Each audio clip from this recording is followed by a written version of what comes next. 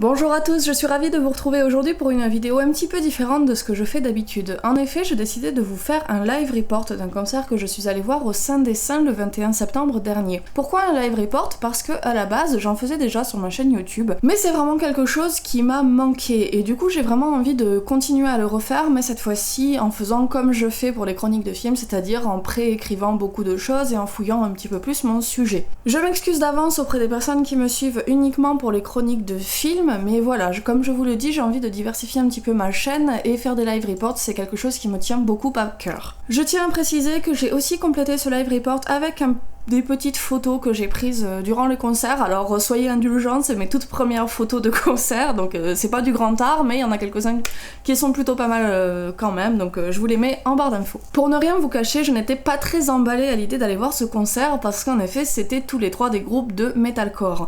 Et moi je ne suis pas du tout une adepte de tout ce qui porte le nom core dans son groupe, étant donné que je suis plus habituée à la saleté glaciale des grottes du black metal, ou aux riffs entraînants et oniriques du pagan. Mais ce concert, outre le fait de passer une bonne soirée entre amis, était aussi l'occasion de mettre un petit peu un coup de pied au cul à mes a priori et de voir voilà, du metalcore en live et des jeunes groupes qui débutaient. Le premier groupe à ouvrir les hostilités ce soir-là était Northern Light, un groupe qui, comme son nom ne le laisse pas du tout entendre, sont pourtant bel et bien de Agen. Et je dois avouer que ce premier concert a déjà pas mal remué mes clichés du genre. Parce qu'en effet, dans ma tête, le core, c'est toujours une musique qui est très violente, assez organique, mais qui est aussi très vindicative, très brutale. Or, j'ai trouvé les compositions de Northern Light très belles, et je me risquerais même à dire que je les ai trouvées souvent très oniriques. Les influences core se ressentent en fait beaucoup plus dans le chant, qui est crié, très aigu, beaucoup plus brutal. Et dans certains beatdowns qui viennent faire groover le tout. Mais le groupe travaille beaucoup son atmosphère et il se démarque surtout par une influence très forte du prog. En effet, il y avait durant le concert des pauses mélodiques et très bienvenues au milieu de plages beaucoup plus brutales et violentes. On sent que le groupe est très influencé par Périphérie,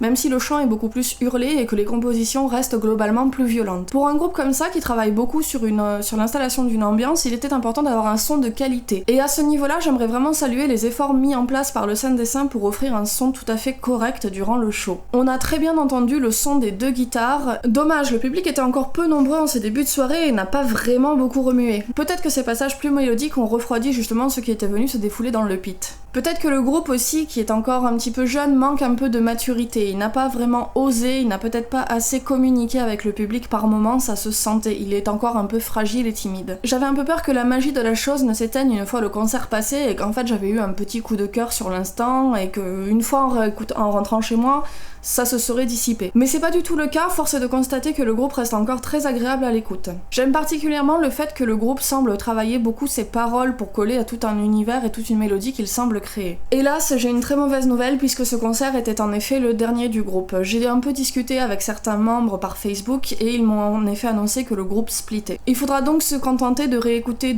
uniquement leurs compositions présentes sur leur Bandcamp, que je vous mets bien évidemment en barre d'infos. C'est dommage parce que le groupe était prometteur, j'espère juste que certains membres continueront à faire des projets dans le métal parce que voilà, c'est quelque chose à suivre. Après la sempiternelle pause clope, c'est au tour de Ice Cold Shot d'entrer en scène. Encore une fois, un groupe pourtant toulousain qui semble regretter de ne pas être né en Lorraine avec un nom pareil, et en même temps on peut les comprendre, Son Hot Shot, ça sonne quand même beaucoup moins bien. Je me dois d'être totalement franche avec vous. Quand j'ai écouté les deux premières compositions du groupe, il n'y a qu'un seul terme qui m'est venu en tête, c'est insupportable. Je trouvais que les compositions étaient confuses et brouillonnes, ça partait dans tous les sens, je trouvais le chant absolument abominable. Et la prestation live, je la trouvais too much pour être convaincante, et après le relatif calme de Northern Light, c'était assez bizarre de tomber dans cette ambiance trop survoltée qui en faisait trop. Ceci étant, le pit était en effervescence, et comme je vous l'ai dit, je ne suis pas amatrice de corps à la base. J'ai donc décidé de rester quand même pour découvrir ce que le groupe avait à nous offrir. Et au bout d'un moment, sans même que je m'en sois rendu compte, j'ai réalisé que j'étais en train d'headbanger et de bouger sur leurs chansons. Parce que ce groupe a la pêche, une pêche communicative qui est incroyable, qui serait capable vraiment de réveiller les morts. Et une fois les premières compositions passées que je trouvais brouillonnes, un petit peu premier degré, violentes, sans rien d'autre derrière, le groupe nous a servi des compositions beaucoup plus convaincantes et matures. Je pense aussi que l'aspect on en fait trop du début du concert qui m'a un petit peu déplu était une stratégie pour réveiller une salle qui était encore un peu clairsemée et qui hésitait encore à se lancer. Une fois le concert lancé et l'ambiance vraiment terminée, le groupe a été super. Une excellente communication sympathique, tout sourire. A noter par contre que à l'écoute, le groupe est vraiment très agréable et que l'EP est extrêmement bien équilibré. Je pense qu'un des soucis qui a fait aussi que j'ai eu du mal à rentrer au début dans ce concert-là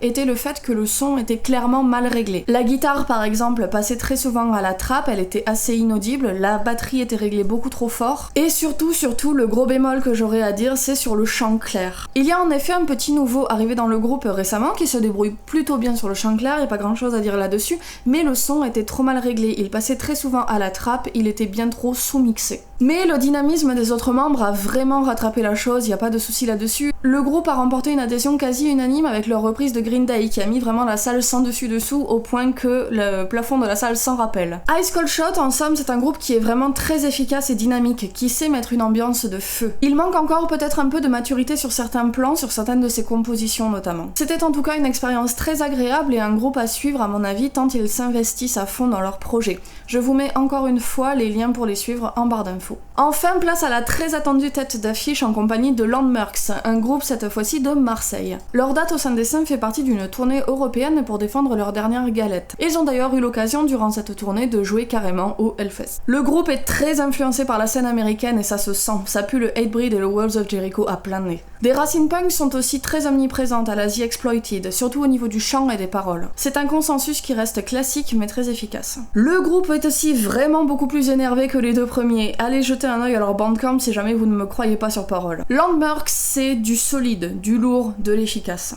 On sent vraiment le groupe qui commence à être rodé, qui a une sacrée expérience de la scène. Ils sont très communicatifs et très investis pour faire vraiment bouger la salle. L'ambiance était bien sûr déchaînée et quand j'ai recueilli des avis à la sortie du concert, tout le monde était d'accord pour dire que c'était une ambiance de folie. Ils ont été même jusqu'à pouvoir créer un Wall of Death dans la salle pourtant petite du Saint des Saints, ça c'est quand même un exploit. J'ai été aussi particulièrement impressionnée par le flow du chanteur, je me permets ce petit emprunt au hip-hop tant le genre a influencé le corps.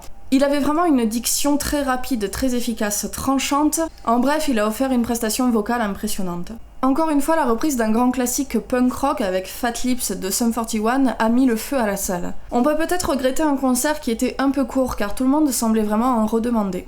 Landmerks, c'est un groupe qui commence vraiment à avoir de la bouteille, que l'on sent expérimenté. La seule chose qu'on puisse leur souhaiter, c'est que désormais ils tournent en première partie d'un plus gros groupe pour se faire connaître, car ils ont réellement du potentiel. Avant de conclure, j'aimerais faire un petit mot sur le showlight de la soirée, que j'ai trouvé particulièrement cohérent. Il collait parfaitement aux ambiances des différents groupes. Sur Northern Light, on avait des choses un petit peu plus posées, coulantes, des nappes de couleurs. Sur Landmerks, on y allait beaucoup plus avec les strobos pour coller à l'ambiance survoltée. Bravo aux ingés concernés. Pour conclure, je dois dire que cette date core, qui n'est pourtant vraiment pas le genre qui m'attire à la base, a été une plutôt bonne surprise et une excellente soirée.